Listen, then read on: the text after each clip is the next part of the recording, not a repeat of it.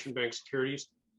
Our challenge today, along with my colleagues here, is to really give our audience a sense of doing business in Quebec when it comes to exploration, production, and development.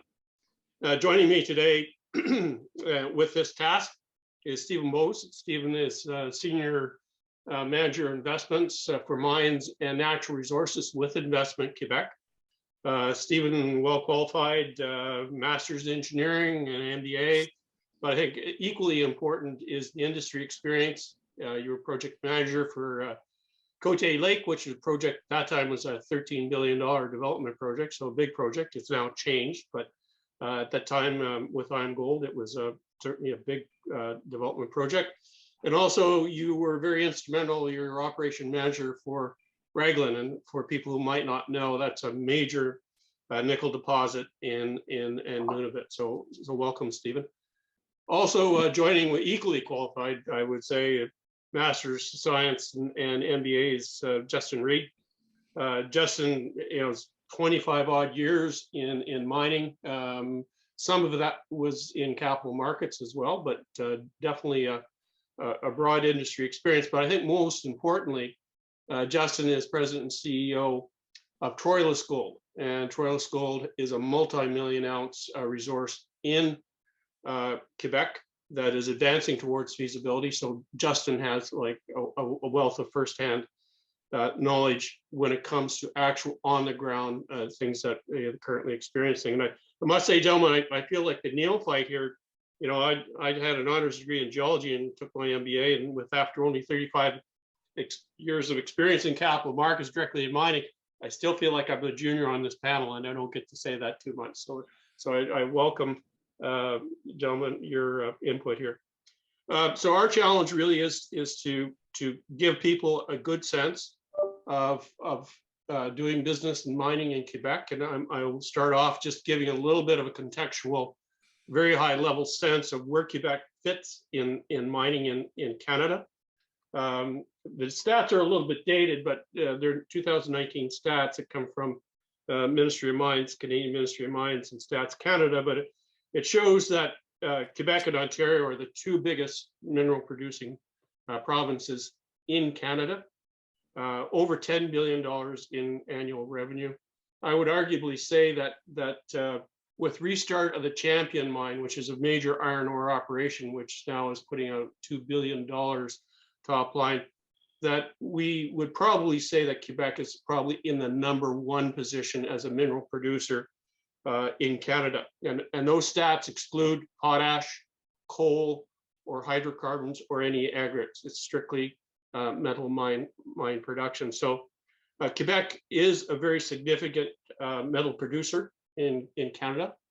Not often recognized as that, particularly because of I think, we know the gold camps well. We know the Detour camp. We know the Abitibi and the various Timmins, Val-d'Or mining camps as major gold producers for hundreds of years.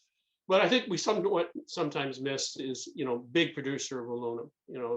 One of the world's largest producers of aluminum, and also a very significant producer of iron ore. So that really puts Quebec front and center in mining in Canada. It also underscores that mining is an important industrial undertaking for the province. And I think with that, I'll pass the baton across to Stephen, maybe to give us a little better sense of the framework that Quebec has used to stimulate and promote the various levels of mining within the province. So Stephen, please. Excellent. Thank you, Barry, for the introduction. It's really appreciating having Laurentian host this event today, and it's great to present with my colleague Justin, supporting Troilus going forward. I'll give you a bit of a sense of why I think Quebec is such a good place to invest in the mining sector, for many reasons. As Barry mentioned, I'm a practitioner of the sector. I've worked in different parts of the world to build mines.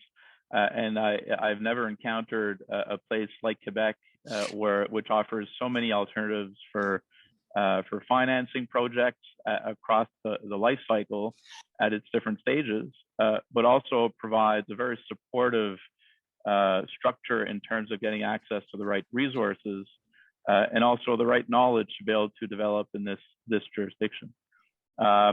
First and foremost, what really differentiates Quebec from many other jurisdictions is the array of tools to participate in investment across the life cycle. So really from greenfield exploration stage through to operations, there's a broad array of tools in terms of equity investment and debt financing that's available for mining companies. If we look at early stage exploration stage, we do have SOChem, which is essentially a government-owned exploration company that participates at the project level and investing and supporting exploration.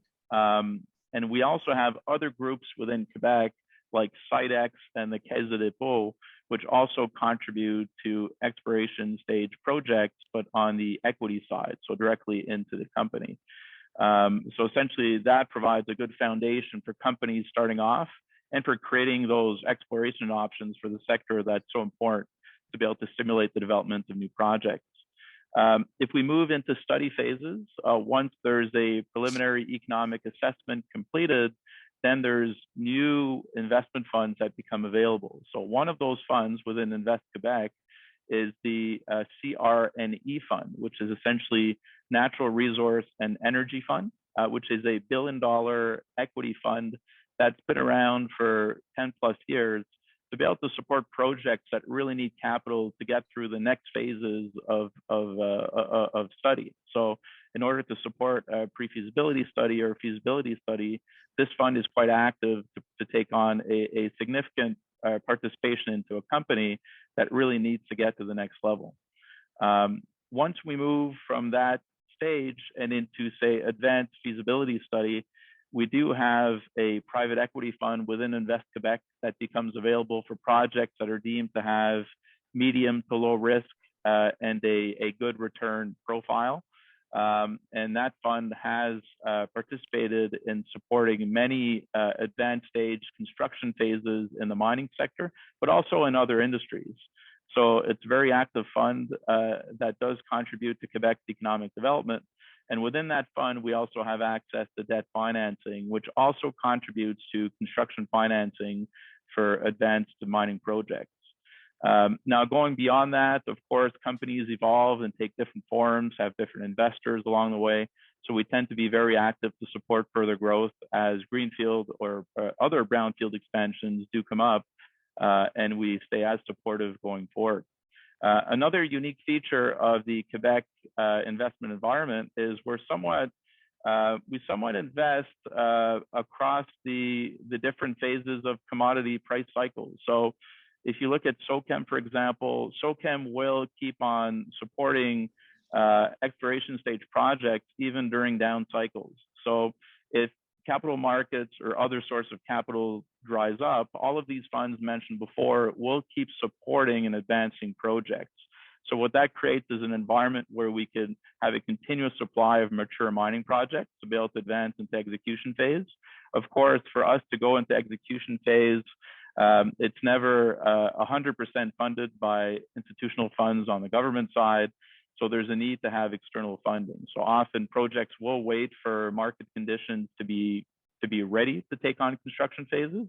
But to get to that point, there's quite a bit of capital that can support the advancement of exploration and study phases.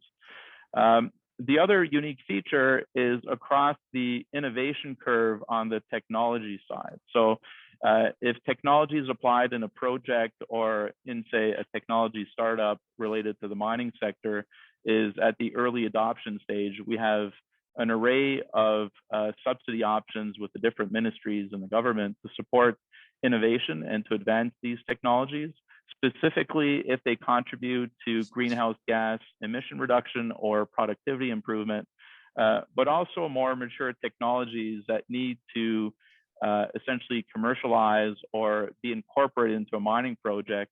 We will take notice of that. And if it does contribute again to the ESG narrative, to greenhouse gas reductions, or the development of our communities, we will want to support that and even bring on some subsidy incentives to contribute to the project. Now, over and above that, there are programs that have been in place within Quebec to support on the infrastructure side. So the Plan Nord, or the Plan North, has been put in place for many years now, and that's very supportive in terms of providing financial solutions to projects that need infrastructure. So if we look at mining projects, there's often a large segment of infrastructure, whether it's road, power, or other. Le Plan Nord will be supportive in providing financial options, whether in the form of subsidy or debt financing, to be able to cross that threshold and to reduce the barrier of entry of new projects into Quebec. Now, with the contribution of Quebec financing, often other mining investors come along. So that does provide confidence and an ability to mitigate risk for other financial investors. So we often see that, you know, having these Quebec solutions come in place create momentum in supporting a project. So that's an important element to provide further confidence in moving forward across the life cycle. We do see also a mining culture. I think Barry made reference to many sectors that are developed and mature in Quebec. There are jurisdictions that have really developed their economies based on resources. So if we take the Abitibi, for example, or the Quebec North Shore, you know, these have been, you know, established for many years around the mining sector. So we find specialized skills available and a very well-established permitting process, not only at the provincial level, but also within regional offices in those sectors. And not to mention, I think this is probably well known by many of you, the access to green hydropower. That is a foundation for supporting industrial development in Quebec. So today, as many of you know, the essentially ESG friendly investment environment takes precedence for many financial investors in the sector. Well, Quebec offers all of that with access to hydropower. And more, we're seeing a push by the local regulators to want to bring in more capacity on the solar and wind side of things. So I think we'll see a lot of exciting opportunities come out with that for remote applications, but also for contribution to the local grid. Now, another key element is having a predictable and well-established benefit sharing framework with local communities, including the First Nations and the Inuit.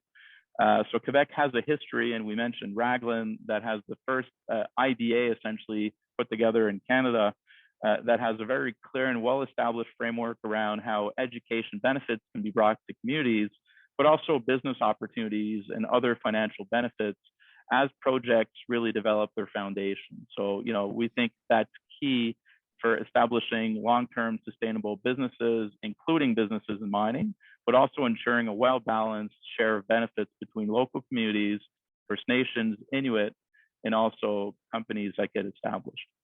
So that said, I think that gives you a decent view of what Quebec can bring to the table in supporting business investments in mining in Quebec, and more than happy to take on some questions later on. Yeah, thanks for that, Stephen. Thanks for that framework. It's a good background and gives us good detail. But Justin, you're directly involved in that. You're going through that now with your project, and it'd be interested to see how, you know, as an operator in the province, how you would kind of find this as a jurisdiction in which to do business. Thanks, Barry, and hi, Stephen. It's I think Stephen gave a great framework of what's available, and it's really up to the company to be able to navigate all the tools that are available to you in Quebec, and it's a learning curve. I've got to say, I think Troilus has tried to take advantage of almost everything that Stephen just described to us, and you know, we're very lucky to work closely with Stephen and his team, and they're our largest shareholder as a result of this. You know, we've been a company for 4 years, took over a past producer that had been closed, essentially put a new model on it, and it's really about bringing an old resource back and significantly expanding it and taking advantage of this new commodity environment we are in. So from the funding side, which as a junior mid-tier developer in exploration is capital is the hardest thing to get. and good capital and good shareholders to establish a long-term framework for the future. So when you look at Troilus as an example, our shareholder base, it's IQ, it's the case, it's FTQ, it's Esta James Bay, a regional investment through FTQ, and Sidex. And, you know, Quebec Inc., as we like to call more broadly, has almost 25% of our company, which has been made through numerous investments over the last 4 years. But when you layer on top of that the tax benefits of exploring and drilling in Quebec through flow through and super flow through, and the ability to structure super charity flow through deals with non-Quebec institutional investors, you know, cost of capital is very low. The different funds, as described by Stephen, have different mandates. And as you start a new company, it's great to have investment from funds like Sidex who say, we want you to drill. And here is money to drill. And if you're not using flow through dollars, we're still going to give you 36 cents on every dollar you spend back so you can keep drilling. So our dollar in Quebec is stretched very far. And at the end of the day, if you're not drilling, you're not developing. And certainly Quebec is pro-development and they want to see that happen. Like Stephen and like you, Barry, I've had the opportunity to travel and work around the world. And, you know, I'm not going to say mining's easy, but Quebec provides you with all the opportunities to bring a good project forward. It has to still be a good project at the end of the day. So from security of tenure, a modern legal system, skilled labor, a mining culture, and that's just not engineers and geologists, that's drilling companies and construction companies and environmental companies. Everything you need to develop a project in Quebec is there, and Quebec has done an amazing job, far better than any other province in Canada, in my opinion, to provide all those services for you. Ernst & Young, 2 weeks ago, if everybody saw it, put out the 10 largest risks to mining development in the world. And, you know, I have it up here and I'm looking at it. The first 3 this year have changed quite a bit from last year. First one's environmental and social. Well, Quebec has an established framework of environmental permitting and process. And if you meet the criteria, which are world leading, you're going to be able to permit. Number 2 is decarbonization. This is a brand new one to the Ernst & Young list. Stephen mentioned the green power. Well, there are a number of engineering firms, and Agnico is actually actively working on this right now as well, providing carbon neutrality in new mining projects going forward and trying to be a global leader is a mandate for the Quebec government and for those working in Quebec. And if you're able to accomplish that, and Quebec's providing you with all the tools to do this, you're going to be able to have access to different financial capital that previously wasn't there. At Laurentian, Barry, you have a fund which is based on providing debt to carbon neutral industrial complexes. Mining companies typically never were able to look at those. And then the third list, I won't go through all 10, is license to operate. Quebec has an established framework to operate. And my last company I worked for, we were building a mine in Peru, and it was built and it's incredibly successful and it's still operating today. But social license in Peru with an evolving government and political instability and social instability makes everything cost more and takes longer, and to put a framework in place is difficult. Quebec gives you all the tools. So from my standpoint, you know, we have 5 people in Toronto, we have 110 people in Quebec, and everything we need is focused. And we make a joke internally that Quebec Inc. has set up such a great framework to develop a good asset.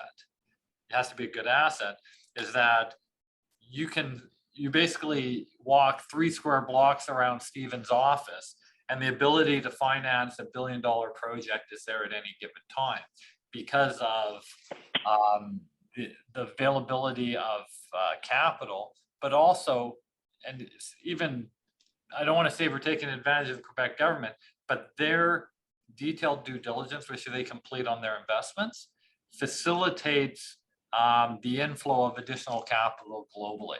Because Investissement Quebec, in the case, and FTQ, they have a reputation of being technically sound investors. Now they have different mandates besides just returns, as taxation and growth and government social mandates. But you know, if Investissement Quebec or the case are invested, quite typically the project has some level of de-risking, and that provides opportunities for capital. So I'm going to stop rambling, but at the end of the day, your dollar goes a long way, and you don't waste a lot of dollars, which means better return to your shareholders and faster to market. Yeah, no, thanks, Stephen. And yeah, Justin, you make some good points there. And one of those points actually was stressed. We had Denny LaRocque as our keynote speaker this morning, and Denny's president and CEO of Major Drilling, but he did point out as well about the importance of jurisdictions has even gotten more important over the last few years, partly as a result of COVID and the restrictions that each country has on availability of getting contractors and expats into the country, but also as a result of what he and they are seeing, I think, and I'm paraphrasing a little bit, a move of a lot of the South American, and actually even within our own North America, a move of the political regimes to what we'd call more populist left of center attitudes, which are not generally supportive of the mining activity. So point well made. You also alluded to another point, which I'm going to put back to Stephen here, though. You know, we want to make sure that, you know, access to capital and support comes with a certain amount of checks and balances that only those projects that are worthy and are of merit are actually attracting those funds. And maybe, Stephen, I'll kind of put it back to you about, you know, the caution and the due diligence that you do, and then we'll come to you, Justin, you know, and say how that partnership actually works. But maybe, Stephen, if you could lead off and say, what are the checks and balances that only projects of merit are benefiting from that access to capital?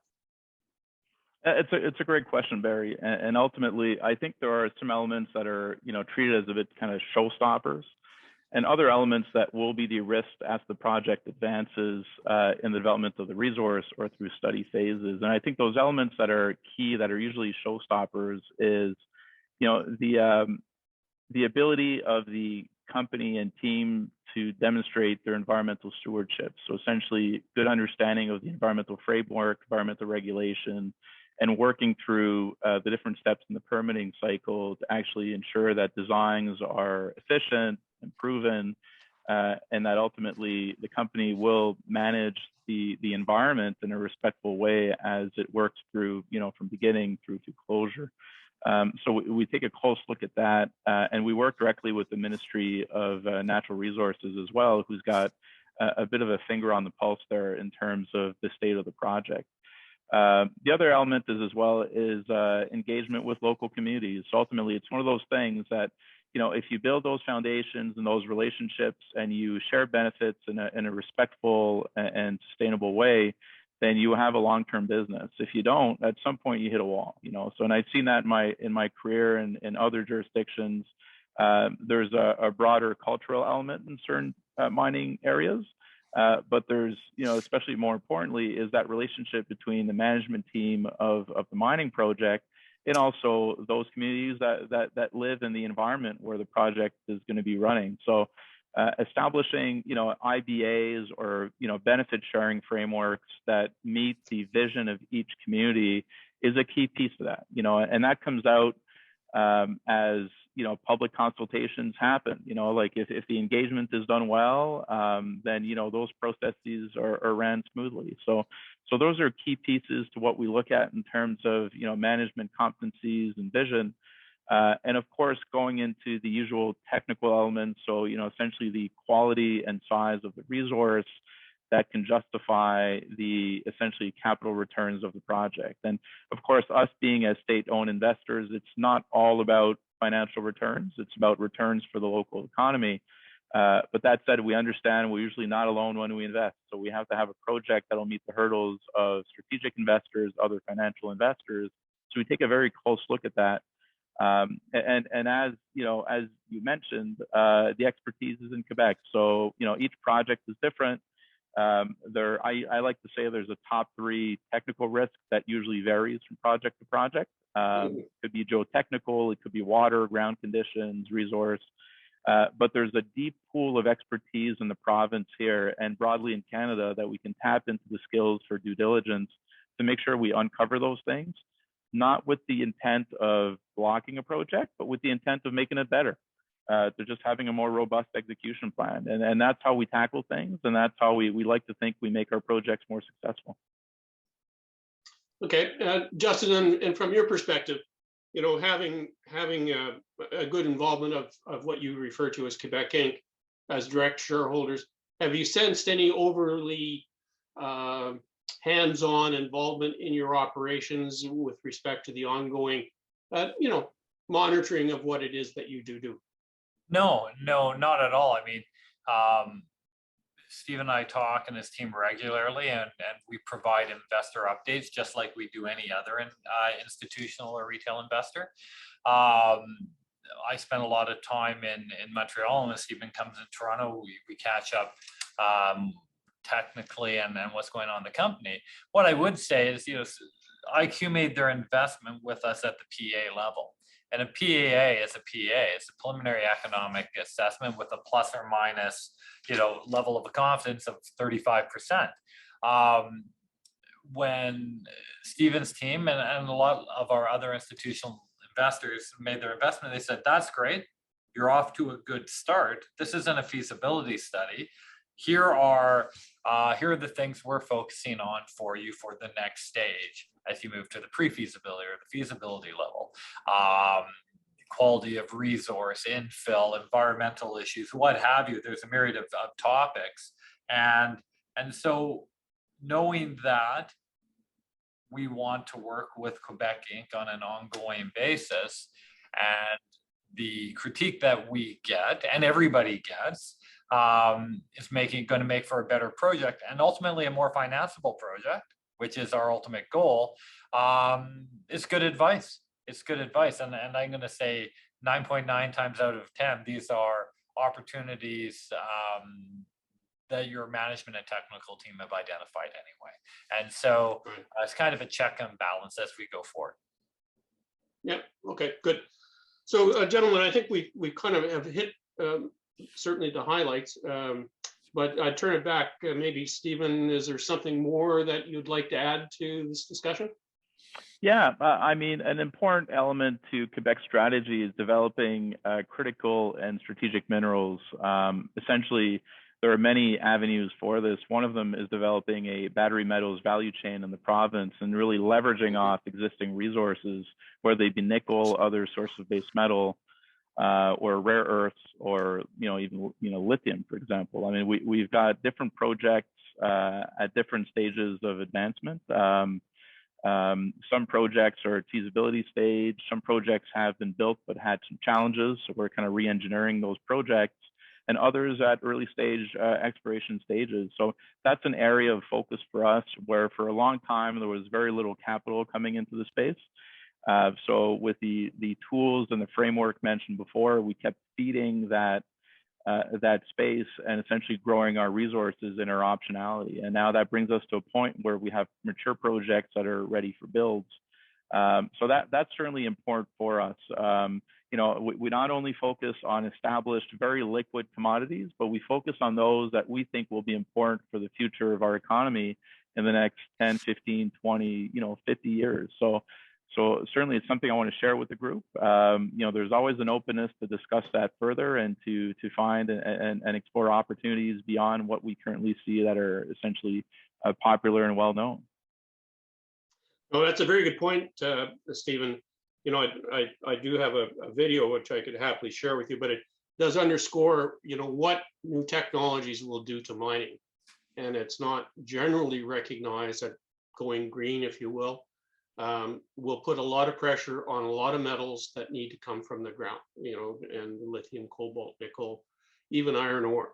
That there will be a big pressure on mining to fill that gap for those metals, as we heard from one of our presenters. If you look at the amount of copper that's being used in the green environment right at this point in time, it will add to significantly the demand for copper. So, I'm a gold analyst and spend most of my life in gold. We tend to kind of get a little myopic, but the world and the innovation towards green metals and all the battery metals that are required is a very significant point. I know Quebec has been really putting its foot forward in that respect. So good point on that. Justin, from your perspective, you have kind of the closing note. Is there something particularly that you find interesting? Well, I certainly don't disagree with the strategic focus of Quebec, right? Troilus, as an example, is going to be one of the largest copper producers in Quebec as well.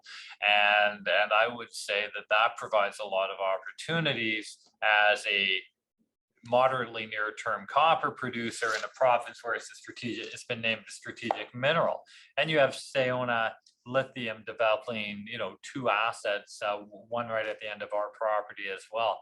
And I guess I would say is that from my perspective, and taking my Troilus hat off, Quebec is basically establishing the long game, right? They're not trading commodities on a cycle basis, and Stephen alluded to that. And so if an experienced and technically qualified team has a great idea, and really Quebec's incredibly underexplored. We can say that the Abitibi's been poked pretty well, but not to depth. That James Bay has not even been touched yet. There are still a lot of opportunities for huge discoveries to be made and brand new discoveries to be made. And unlike most other jurisdictions in the world, you're actively invited to come and try in Quebec. And that's very refreshing and a great environment to work in. Good. So with that, I think, gentlemen, we kind of come to the end of the presentation. I might see if Mark, can you join us back in? If not, I'll certainly continue on. I know that there are some questions that generally come around, about issues of doing business in Quebec. I think one of the big ones has been the engagement of stakeholders. And I know, Stephen, you've already touched on that there is a great framework around First Nations engagement and stakeholder engagement with communities. Maybe just elaborate, where that comes from, because you're well ahead of other provinces in Canada when it comes to that particular point. Right. So it really comes from a history of developing projects and essentially, challenges that came up in relationships between communities, project developers, and over time, there has been established with some of the First Nations groups and the Inuit a broader framework that could be replicated for any mining company looking to get established in those communities. And those have created the precedent that are, I would say, the best quality frameworks. And what's important to note is, there's flexibility in these frameworks to adapt to, to conditions, social conditions, needs of different communities. And what I've seen in the past on projects I've been participated in is, generally the frameworks apply, but the appetite for a community to participate in the construction phase may be more for one than another. Another may want to participate more broadly during the operations phase to develop capacity in a certain trade. So, and putting in place that framework early and giving that predictability to investors and to mining companies is so important, because it does inherently build some risk as well. So you want to find that right balance between shared benefits and risk that kind of works for everybody in that, especially in that early construction phase, which essentially is very risky for mining companies. So that's really the origin of it. And I have to say, those I found that have been the most successful is those that are willing to have those hard conversations early. And, you know, striking the balance in a specific project I've been involved with, it took us about 1.5 years to find the balance, really to find a good common understanding of vision and matching that with a framework that did meet essentially the investor's risk appetite and the ability to execute on the mandate. So generally, this is where I found the most success. Those that are more challenging is those that are more improvising as they go. And then you kind of hit a snag on common vision or expectations, and then you're forced to take a few steps back. So it's one of those things I find if you just do it right and you go step by step, you know, you end up making the right decision for everybody. Right. And another question that crops up, and this would be more for you, Justin. You know, I know that Plan Nord was a major $85 billion, I think, commitment that the Quebec government made about opening up infrastructure in the north. But that access to infrastructure, it's really got to affect your costs at this stage of developing a project of your size, Justin, where, you know, you have a lot of drilling going on, you have a lot of people on site. There must be some cost advantages there, are there not? Oh, there's huge. You know, as one of the major developments of Plan Nord was Route du Nord, right? And that's the major north-south highway that takes us essentially from just outside of Chibougamau right up as far north, I think 820 kilometers. And so you all the way through Eleanor and to the north. What that did is opened up the entire James Bay and really promoted access. So time in trucks rather than time in helicopters and planes means more money into the drill. For us, we have all season access. We're 1.5 hours out of Chibougamau up this highway. And then we have a 40-kilometer road into site. The government maintains it incredibly well. We have cheap power right to our site. Obviously, we're a brownfield site, so we have a lot of existing infrastructure, but the majority of that infrastructure was put in as part of this plan. And any upgrades that benefit the region are easy to get in front of the decision makers in Quebec. And so there's a number of developments in our immediate area, which is looking to tie into our existing power infrastructure. And the framework to do that is being put in place for them to lower their upfront capital costs, or providing opportunities to creatively fund this so that you know, that huge impact of $1 billion capital hit for some projects can be mitigated. Expedite the return to your shareholders, make sure that those jobs get created and revenue generated. So, you know, and as Stephen said too, the relationships with the First Nations as well. You know, the land titles have all been resolved, and it's not just the Quebec government that's pro-development, it's also all of the First Nations in Quebec. They're incredibly commercial, really focused on long-term growth for their communities and their population. And managing expectations is the hardest thing. And so I completely concur with Stephen on that.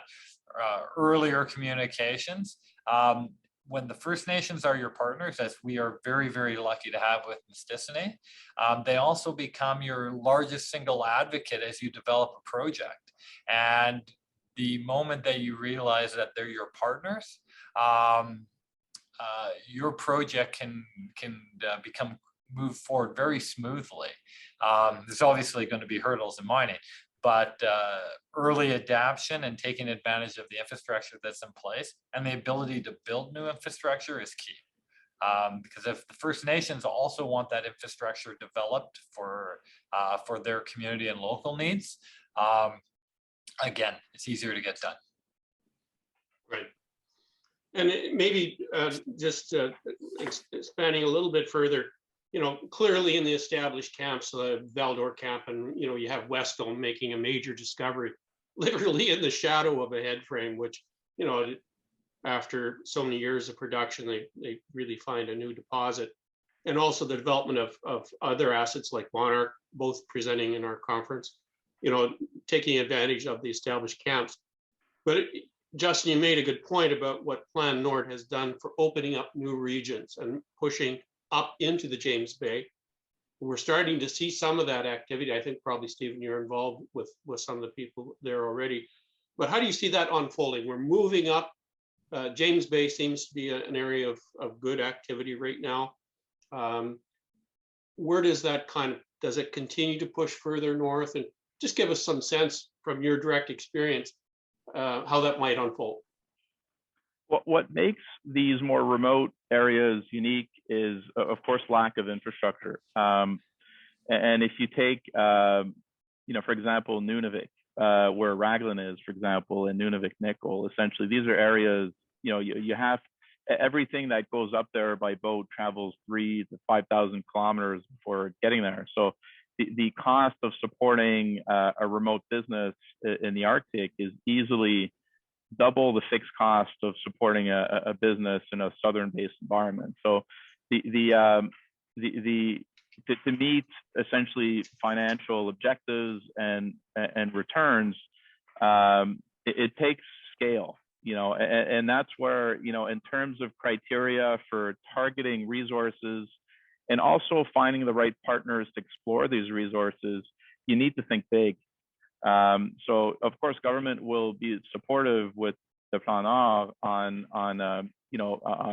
sharing some of those costs, but in the end, it's still going to be a more expensive in terms of initial capex of a project, and also it's probably going to have some higher fixed costs. So the way we've seen it, and more we see this across the world, is essentially the low grades of the past have become kind of good grades of today, or normal grades. So it's all about scale. So we have to have bigger ore bodies to be able to support and get those economies of scale, but also to be able to justify investments on just getting enough material out of the mill. So scale is key. I know the groups I'm involved with in James Bay, and even in Nunavik, what we're trying to get our heads around is, could we have a large ore body, a large open pit to really initiate this mine, and can we attach big players to it who can put in a few $1 billion when it comes time to actually invest the capex? So, there's an end game. In my view, that's the important part, is we have to look at it, sure, from an early stage exploration phase effort, but what's the end game? And if we don't have that end game in mind, we may get to a point where we put in all this money, but we just can't see a project come together. So it's very important to have that scale.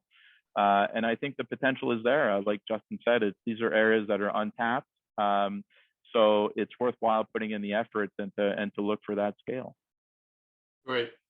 Yeah, I know that, we have a number of presenters, Azimuth and Fury and Quebec Precious Metals are all presenting with us. They pointed out, if I'm in Val-d'Or, I may be a 1 million ounce resource, I'm happy. Once I get to James Bay, I need at least 2 million. And if I'm going further up, which will be on par with Nunavut, which would be on Gava Peninsula, I need like 5 million kind of ounces. Justin, you're well beyond that in terms of ounces. I guess, though, that if it were to look at your scenario, it's that scale of operation that you really rely upon as Troilus to kind of make this work from your perspective. And I would assume from your perspective that all the infrastructure that we've talked about really plays into that development hand, whereas maybe as recently as 5 years ago, that might not have been the case. Would that be the stance, Justin? Yeah, you're exactly right. Our capex is going to be anywhere between 350 to 450 million, ultimately all in when we get there, depending on where the market is, for steel, concrete, and everything else. But realistically, as a brownfield site, we have 40 kilometers of roads into our site. That's $1.5 million US a kilometer to build. 60 kilometers of power line and a substation, tailings, and a lot of the early earthworks is done. And I'm not pitching Troilus, we're talking about Quebec here, but you add all that up, and it's, you know, it's $350 to $400 million US of savings because of the infrastructure and the access to this infrastructure that we have. If we were to build Troilus at 35 to 50,000 tons a day, which is a huge operation, from scratch, developing out of a greenfield situation, you know, it would be $1 billion build. It's going to look like Cote. It's going to look like Greenstone. It's going to look like a lot of these large capex, because we're low grade bulk tonnage deposits. And yeah, you're absolutely right. So we benefit from this infrastructure. We benefit from 3.2 cents a kilowatt hour, which is the cheapest power in the world.